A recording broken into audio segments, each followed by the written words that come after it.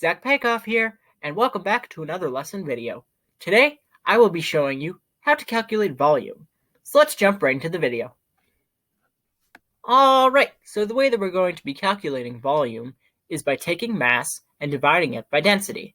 And the units of measurement that we're going to be using for volume are centimeters cubed or milliliters, depending on the problem.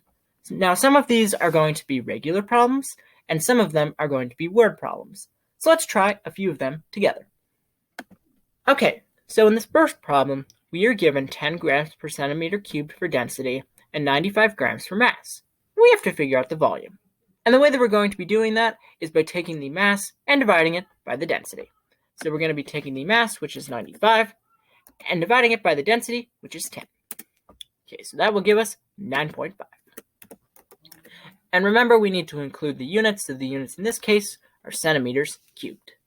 So the answer for this problem for the volume is 9.5 centimeters cubed because we look at the density and the mass. They both have g's, which are grams, and we cross those out and we're left with centimeters cubed. And that is how to solve this problem.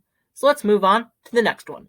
Alright, so this next problem reads, what is the volume for an object that has a density of 35 grams per milliliter and a mass of 105 grams? Alright, so in this problem, we are given 35 grams per milliliter for density and 105 grams per mass. And we have to figure out the volume. And the way that we're going to be doing that is like we did before in the last problem, only this is a word problem, but we're given the numbers. So we're going to be taking the mass, which is 105, and dividing it by the density, which is 35. Okay, so that will give us 3. So volume equals 3. And remember, we need to include the units, so the units in this case are milliliters. So the answer for this problem for the volume is 3 milliliters because we look at the mass is measured in grams, and the density was measured in grams per milliliter. So if we take both the g's and cross them out, we're left with the ml, which is milliliters. And that is how to solve this problem. So let's hop on to another one. Okay, so in this next problem, we are given 14 grams per milliliter for density and 700 grams per mass. And we have to figure out the volume.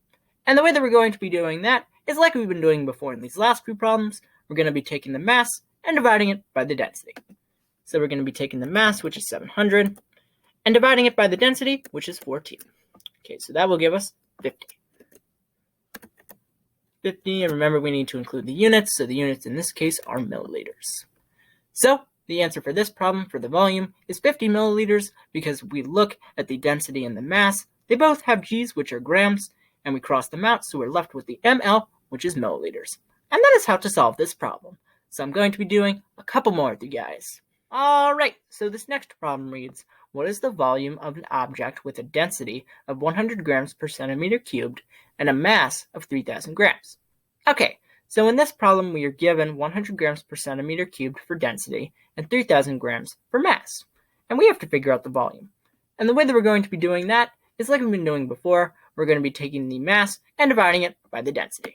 So we're going to be taking the mass, which is 3,000, and dividing it by the density, which is 100. Okay, so that will give us 30. Okay, so the volume is 30. And remember, we need to include the units. So the units in this case are centimeters cubed.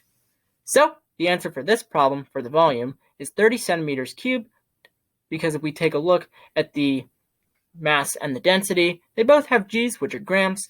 And if we cross those out, we're left with centimeters cubed. And that is how to solve this problem. So I'm going to be doing one more with you guys. Alrighty, so in this last problem, we are given 90 grams per milliliter for density and 180 grams for mass. And we need to figure out the volume. And the way that we're going to be doing that is like we've been doing before, and I probably don't need to explain it again. We're going to be taking the mass and dividing it by the density. So we're going to be taking the mass, which is 180, and dividing it by the density, which is 90. Okay, so that will give us 2. And remember, we need to include the units, so the units in this case are milliliters.